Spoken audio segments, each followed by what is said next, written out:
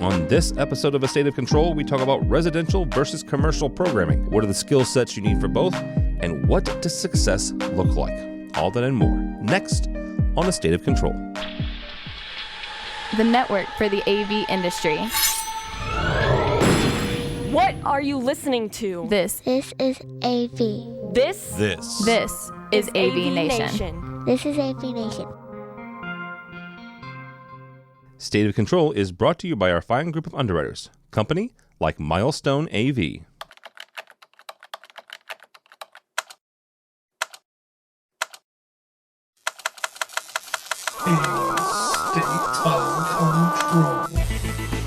A State of Control. This is A State of Control, episode 23, recorded Monday, March 21st, 2016. Stay between the bumpers.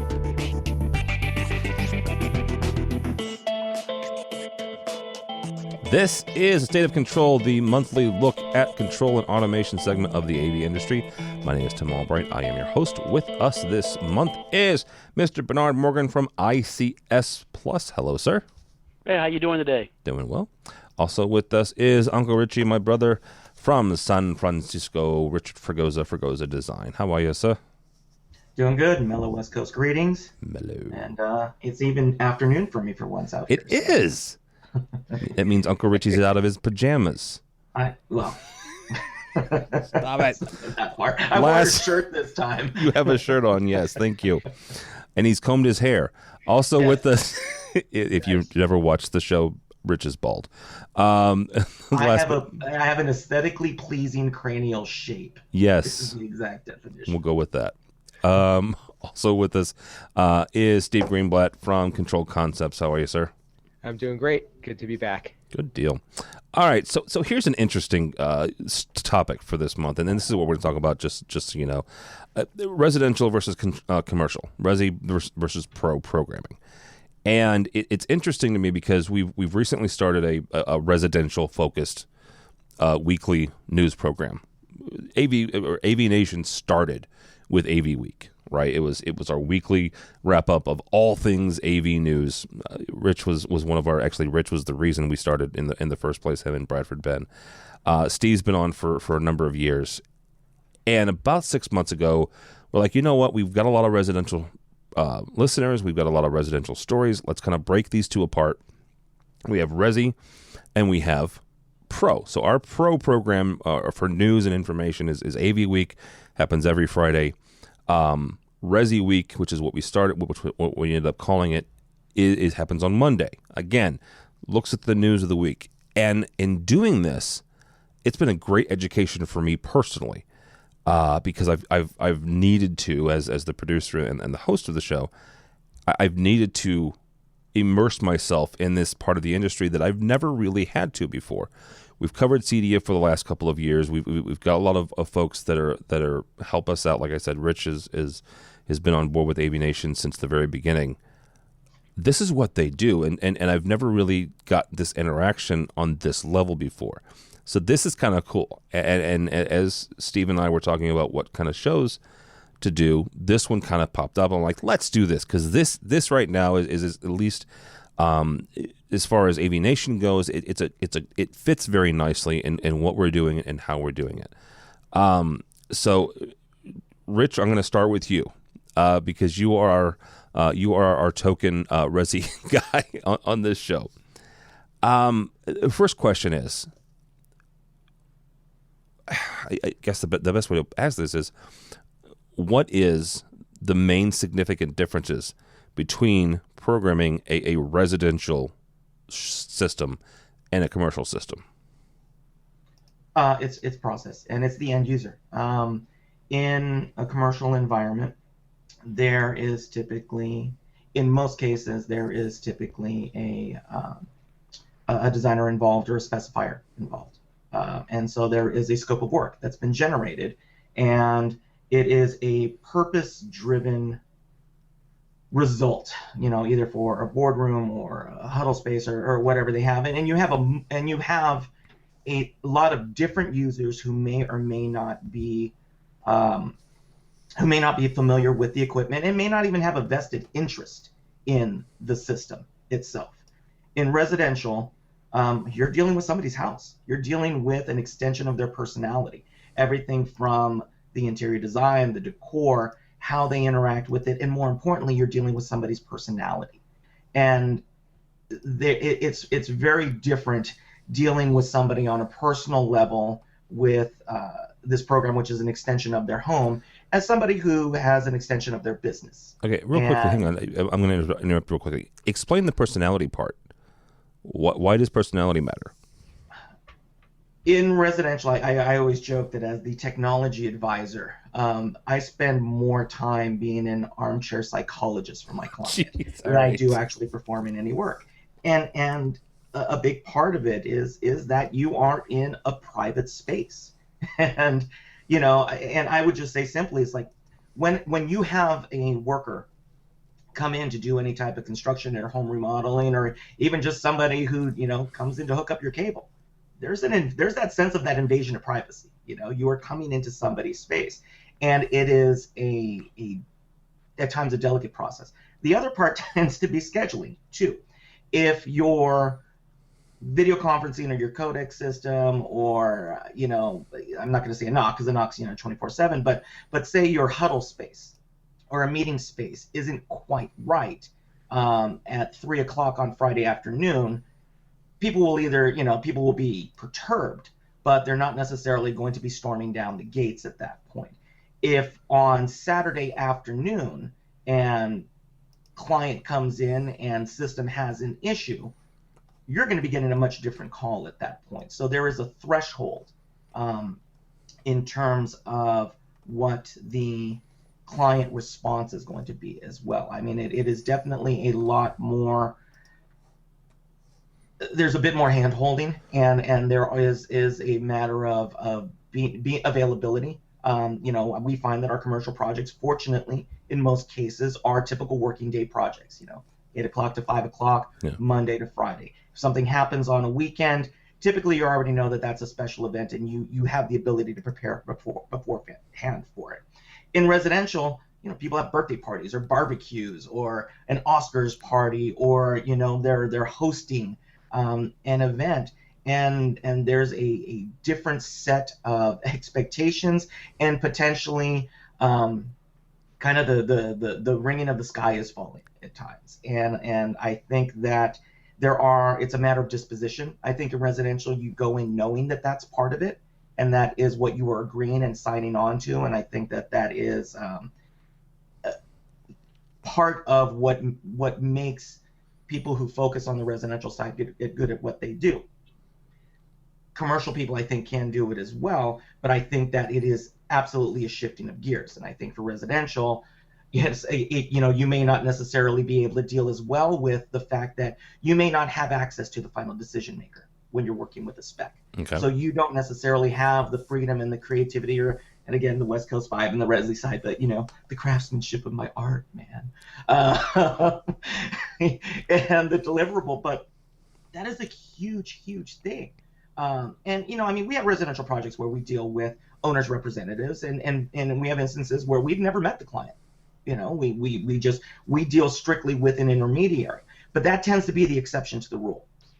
Whereas where I find that in commercial or enterprise, you're dealing with not an individual. You're dealing with a group. You're dealing with a technology manager. You're dealing with somebody who, although they are making recommendations, may not be the final decision maker. So there is a need for process that occurs. That's a little bit different in residential, where you can walk up to your client on Friday and go, "Hey, I just got something new. You want to see something really cool?" And they go, "Yeah, that sounds cool." Well, now in commercial, you may not have that flexibility. You just broke one of your golden rules. You don't do that on Friday. You've told me that for years. I show it to them. Okay. Give it to them. All right. Nothing new after 2. Exactly. Don't upgrade firmware. This is from Uncle Richie's Bible. You don't upgrade firmware on a Friday, and you don't do it remotely. Those are 2, absolute no-nos. Bernard, from your standpoint, take what Rich had to say and compare it to the commercial side. What makes these systems so dramatically different? Well, we do a little bit of both. We definitely do a lot more commercial. But I think what the difference in the two is just I call it the project pacing. Rich touched on something regarding the personality of the system, and that's very true, because at the end of the day, the user interface is more of an extension of the homeowner on the resi side, versus on the commercial side, you're trying to please a group of masses, versus on the residential side, you're trying to please fewer people. And when you try to please fewer people, the customization typically goes, a little higher. And I think one of the biggest differences between the commercial and residential is the project pacing. Typically, the residential jobs have a longer build cycle, because sometimes the residential build cycle is longer than the commercial. And then the struggle in which, by the time you specify the job initially till it breaks ground, until it's completed, when the control system goes in, there's probably quite a bit of equipment turn. And at that point, goes to what Rich has said, is that the residential has to be a little more fluid than commercial because of the build cycle of the residences. And that, because the equipment changes so much, what may be in now may not be happening in 18 months.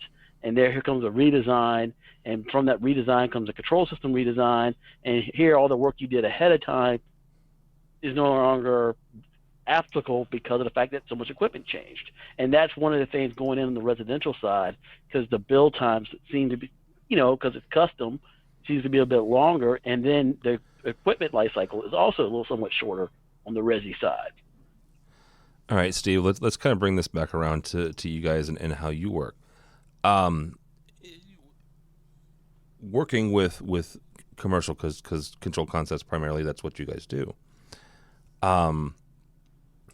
When you're doing a commercial versus residential, how do you approach that? Like, how do you when you start getting engaged either with an integrator who's subbing you out, or directly with the end user, technology manager or corporation?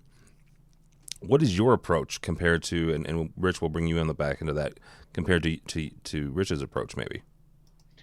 So a lot of commercial these days has to do with standards and consistency and providing an experience that's the same from one space to another within a commercial facility. So one thing that needs to be done up front is to either identify an existing standard or to define a standard with the customer, and having that opportunity to sit down with the customer and define a standard. And that either goes from the user interface or up to the actual functionality of a room, and being able to discuss how that typical model then gets scaled from space to space. I think that's a great exercise, and that seems to be what's discussed a lot these days.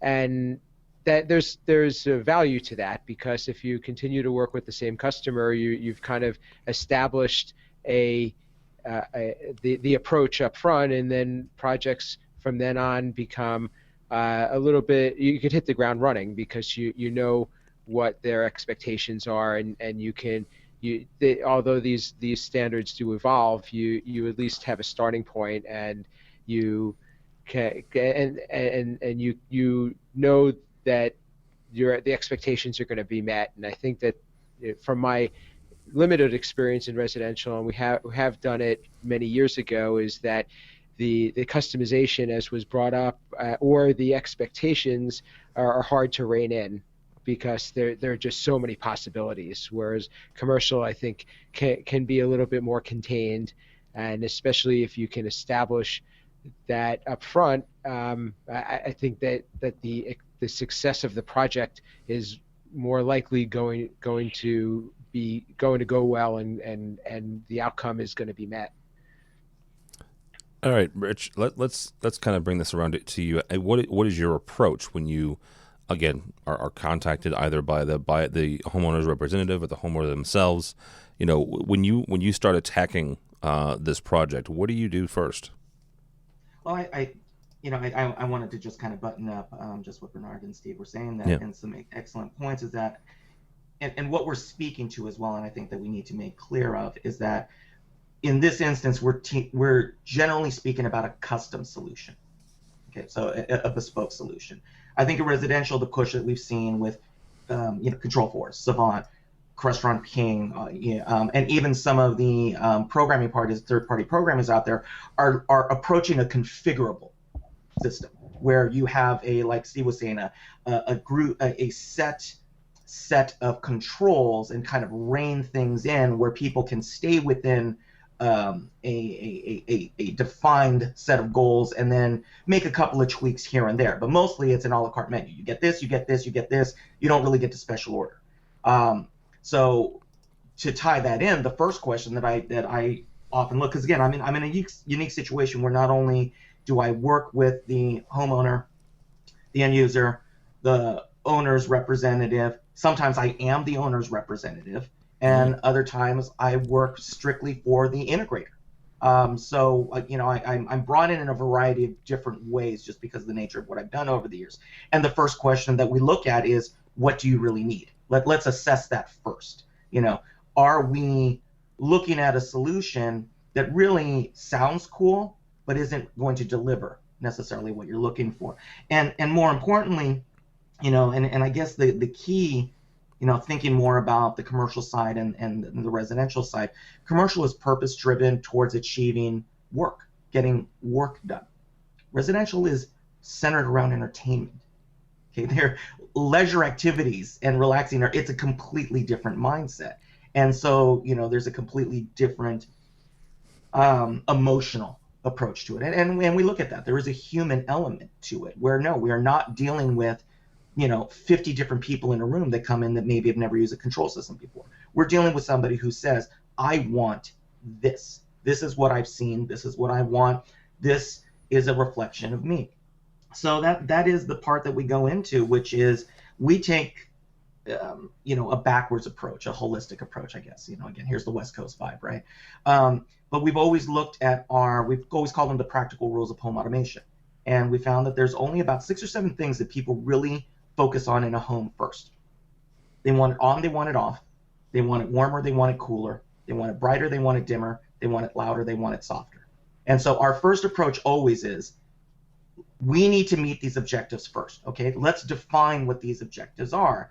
Now, once we've decided that those are in place, let's talk about the fun stuff. And then we start extrapolating from there, and then that really starts getting into build cycle. And Bernard made a great point. Residential and the consumer marketplace, it's just the turnover is faster. It changes every year, if not within every 3 quarters. I mean, today, Apple just introduced some new widgets that they're going to be adding to the Apple TV. Yeah. Those are the things that we're going to have to prepare for. You don't see necessarily that speed in the evolution in a video codec or a multiple room combining system, or an audio conferencing system. I mean, it's just they're completely different animals. And so there is a speed where, I've had 7-year build cycles where from when we started on a project to the day that we handed over the UI, it was 7 years. Holy cow. I'm sorry. Yeah, it was huge. It was an incredible project. But, we started from day one from the architectural side of things. So, our approach has always been, do you need custom? And if you need custom, then you need somebody to walk you through the process. And we as technologists and a technology advisor are going to step you through each part of the process, where we find that the control system programmers tend to be more integrally related to the design of the system. In commercial, a lot of times you're working off a spec, something that's been generated, not necessarily by the integrator or even by that control systems programmer. They are coming in and here is the scope of work and here are the keys. And sometimes even the panels, we've seen it before. The panels are laid out for us. You have to reach this button shall be here, these square buttons here. And they provided, snapshots of it. And not to say that residential is loosey-goosey at all. I think that's sometimes the knock that's made towards residential, is that it's just, we're pure rock and roll and we're just, we're cowboys and we're flying off the seat of our pants. I think it's just that we understand our market, and our market is different, and our market tends to be a little bit more fluid. And so what we normally tell people is that, look, I'm not going to come in and put it in a huddle space and be gone in 6 months, and maybe you'll call me when the next huddle space comes around. We're forming a relationship. I am somebody who's going to be with you now, probably watching your kids grow up, and I've got clients 22, 23 years now. Wow. And many have become friends, and it is a relationship. And so that's what we find, is that we have the luxury, I think, of being able to make use of that relationship, and as the technology changes, and we find that our UIs grow. We've always said that, look, we're going to give you, if you've never had an integrated system before, your first pass is going to be Automation 101. Here are those 7 or 8 principles that we've decided on. 6 months from now, we're going to come back and we're going to say, okay, what did you like, or what are the things that you go, hey, it would be nice if ... Then we're going to build and scale upon that. We're going to come back a year from now, and we're going to say, okay, there's some new things that have happened, there's new technology, and so it's an organism, I think, in a house, we find more. And it's a lot of fun, but it definitely requires, from a customer service aspect, we reinforce the fact that our programming fees are simply a part of what we do. There's a lot more, and the fees and the relationship that goes around with it is not just, here's a scope of work, deliver the goods, shake their hands, and walk out the door. Yeah, absolutely. And that's one aspect that is drastically different between residential and commercial, is the fact of not only the relationship. Yes, we have relationships in commercial, but first of all, it's who you have that relationship with, right? A lot of times it's not the decision maker, it's the technology manager. If you're lucky enough to have one with the CTO or the CIO, great, awesome. But even that person is not the ultimate decision maker, because a lot of times it does come down to a touch panel by committee, which is not a great place to be sometimes. Bernard, talk for a second about the different skill sets you need between programming in a home and programming in a pro environment. I think the difference in skill sets is, one, determining functionality, and based on the functionality, is that truly what they're asking?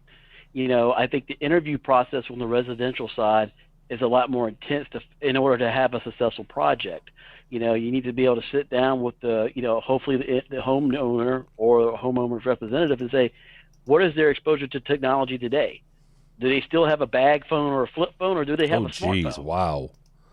But those are the type of questions you need to figure out, that where is the homeowner at as far as technology and their comfort level in order to deliver the system. Because if you have a homeowner that still has a flip phone, it's a wholly different approach versus someone who's getting the new smartphone every 6 months as soon as it's released.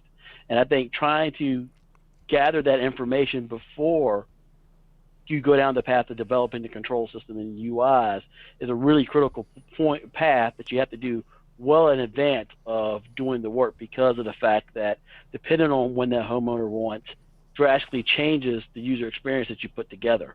Versus on the commercial side, there are some standards that put the bumpers on the road, and then from there you're driving in the lanes. Versus on the residential side, you need to determine what highway you're going to get on first. All right, real quickly, show of hands, who of the four of us, who all had a bag phone? A bag phone? Can't say I did. You didn't have a bag phone, really? My dad did. Okay. My dad did.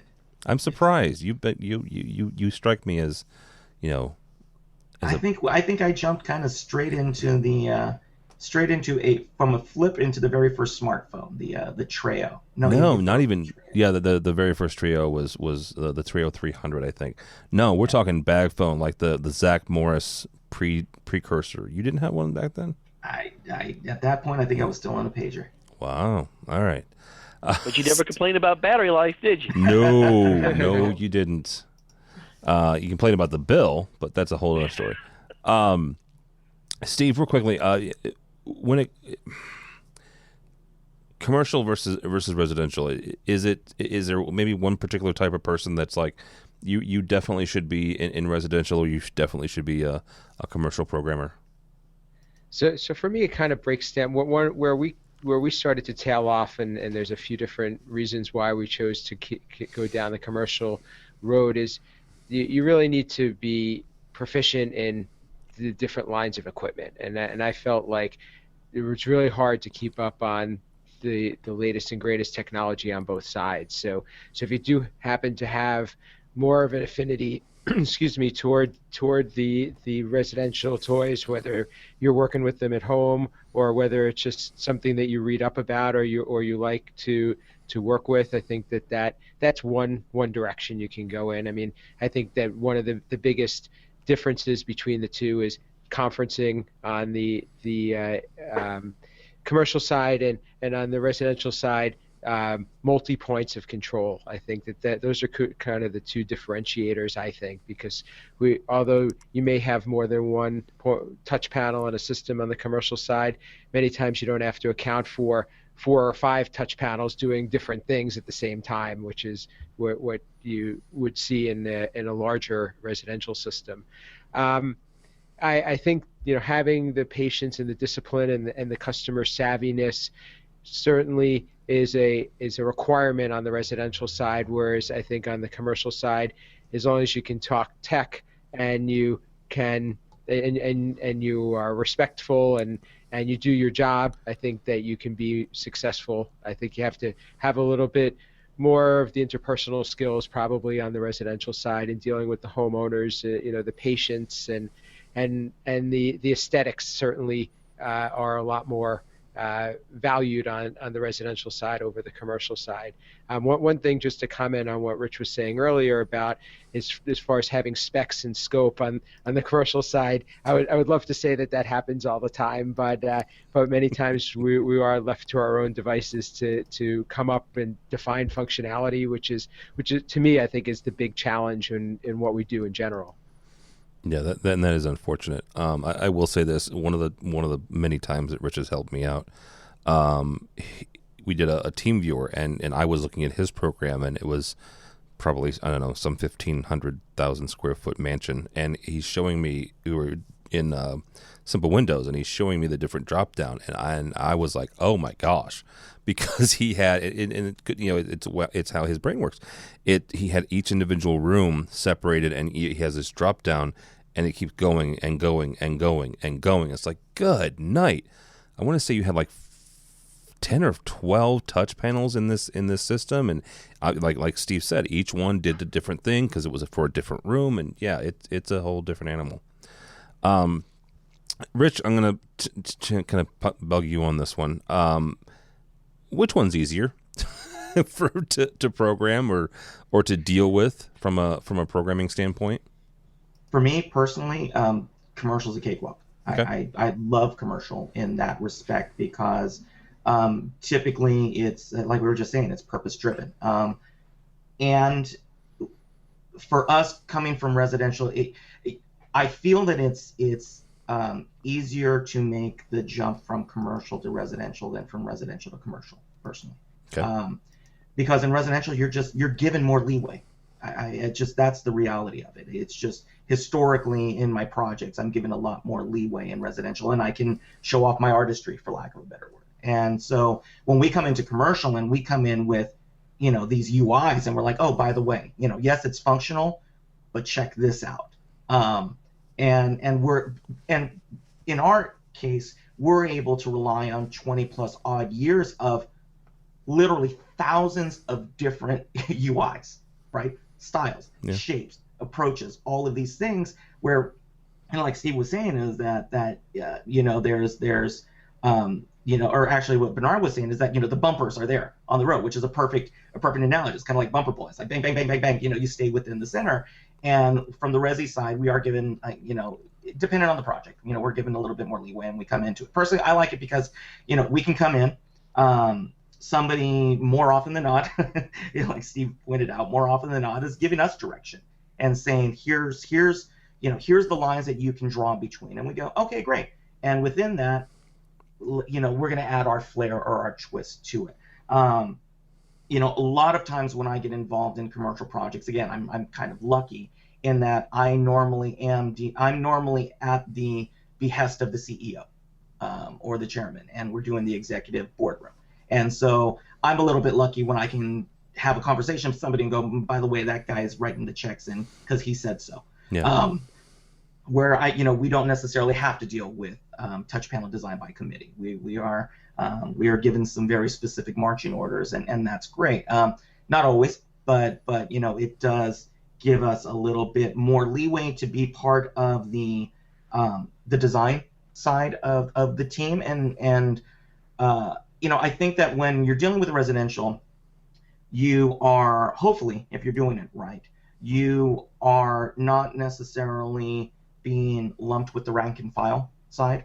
You are part of the design process where you should be working in partnership with the architect, the general contractor, the interior designer, and the homeowner, and you're working cohesively, which is a little bit different than coming in and saying, here's the spec. And again, when you've got relationships with an integrator, with a specifier, or with a design house, again, you're maximizing it because you can come in and say, these are our guys, and our guys are going to do it this way, and away we go. And that's going to be the nature of any successful company, I think. I think what we're talking about in this moment is, what are the guys who are starting out or saying, gosh, maybe I'm in commercial and I want to do residential, or maybe I'm residential and I want to do commercial, and breaking in, how do you break in? Where do you try to unseat, what is it? If they want to come at the king, they best not miss. Yes. With Bernard and Steve and Scott Samsel, and guys are doing great work out there. For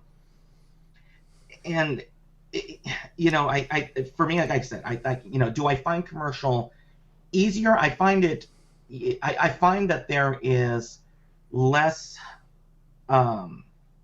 There's less that I have to do on the interview side, like Bernard was saying, is that it is not necessarily as resource intensive from a communication standpoint.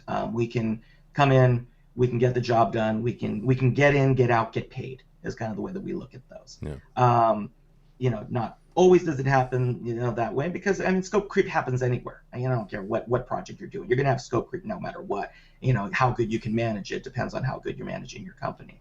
And it's fun. I like it because it's a change of pace, and I also do like it because I know that, if we are working on this project, I'm there from 8 to 5, and I'm there from Monday to Friday, and only if I'm coming in on a weekend or something like that, everybody fully acknowledges it, and we can go. And if it doesn't get done today, we pick it up on the next part of the project cycle. So there's some relief in that, is it doesn't feel like we're constantly in crisis management mode. And I find that when building a house and residential construction, you are constantly riding the wave of crisis management, and you have to be a bit of an adrenaline junkie in that respect. I know that I'm absolutely a masochist in that respect, in that I seek out those projects. Yeah. I look for those projects that, if it's going to be gnarly, if everybody's going, I do not want to get involved in that, I'm the first one raising my hand going, this is going to be awesome.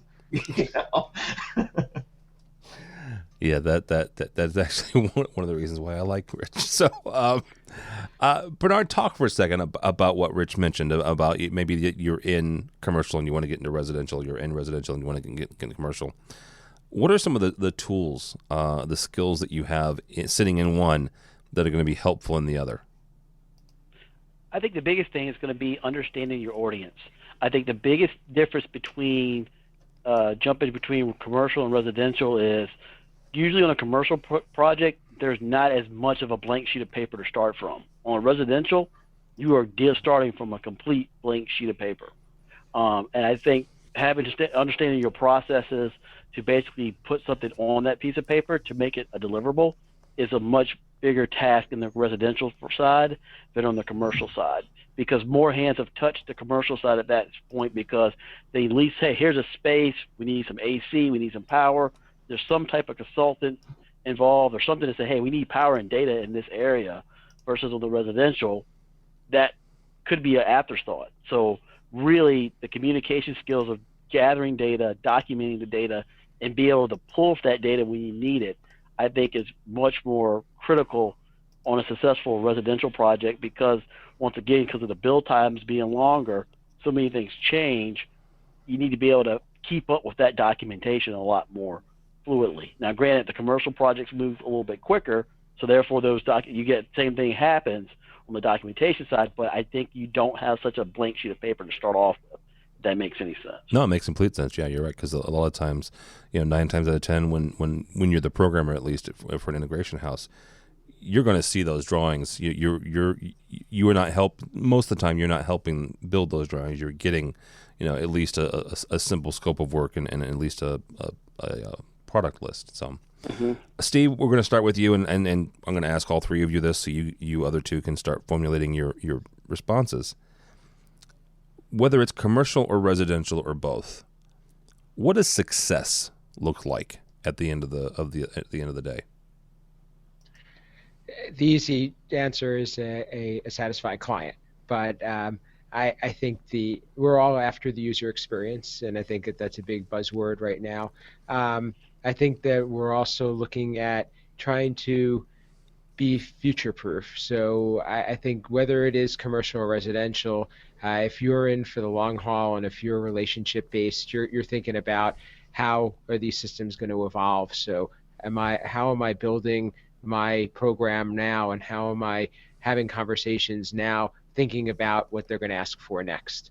And I think that there's always going to be changes and modifications and updates, and in the commercial side, it's usually more systems, another building, whatever it might be. And I would imagine in residential, it could be another residence or expanding upon the system within a home.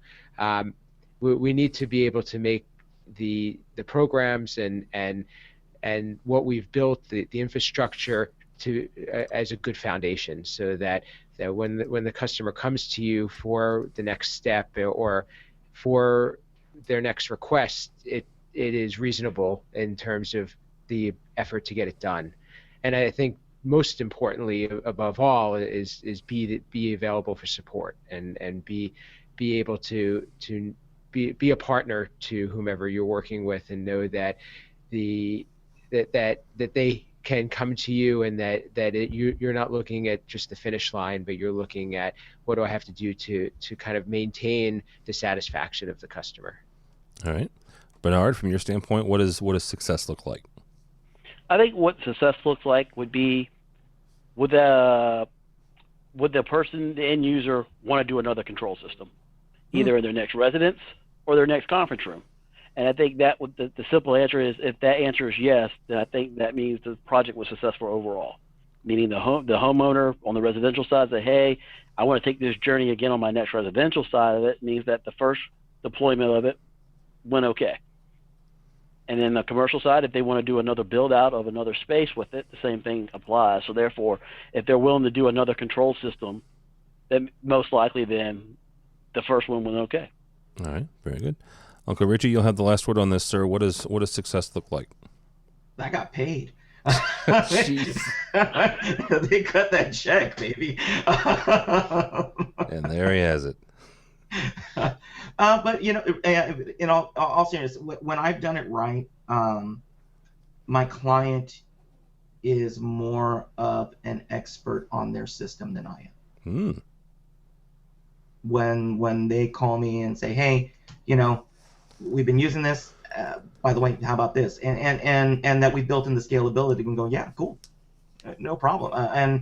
And those are fun. That's the satisfying part, where all happen to be over, and I'll be with my client for whatever reason, and somebody may be coming over, and before I can even start, they're already walking them over and going, here's some cool stuff, and we, that's the most gratifying part, when I've done something really fun and they're actually using the thing that I thought was fun and they think it's fun, and it's entertainment, and that the music and that our system is actually delivering the comfort and the ease towards their lifestyle, and we're hitting those key marks. And again, like I said, it's constantly that West Coast thing, man, but it's that holistic part, which is they are in tune with their environment, and the technology is what's delivering it. Yeah. I think also the first use on the residential side, if you get, that first cookout, the first party on the residential side, if you're invited to the party and you see it go off without a hitch, that's a sign of a good, successful project. Yeah. Versus there's something about on the residential thing, when the person has that first pool party, that first barbecue or whatever, and you're there, the music's playing, everybody's having a great time, then you've had a successful project. Yeah, when you get invited, you're doing okay, exactly. And your tools stay in the car. Yeah. When you get invited to the cookout and you're not on the menu, that's a good one. All right, guys, that's going to do it. Bernard, thank you so much again, sir. I appreciate it. Thank you for having us. Always good to have you. How do people find you or ICS? Just hit us at the website at www.icsplusonline.com. All right. Mr. Fregosa, thank you again, sir, as always. I got it right that time, right off the shot. In case you are not watching, best place to find me is on the Twitter at are Fregosa. You can also find me on electronichouse.com, cepro.com, and hopefully getting ready to go under redesign for fregosadesign.com, because as Tim pointed out and several other people have pointed out, the last social media side from the website still reflected Steve Jobs' death. So when they've been able to make a movie since then, I think it's time for a slight refresh. A couple of movies, actually.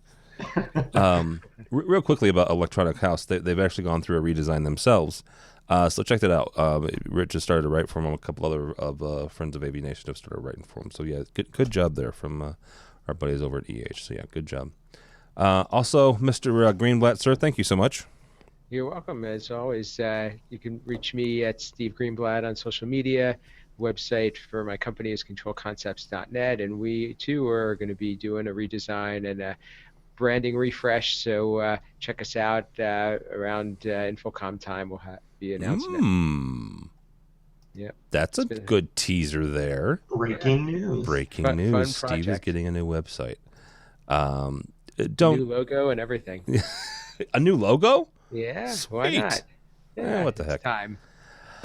That is the work. That is what marriage does. He just gets. Jeez.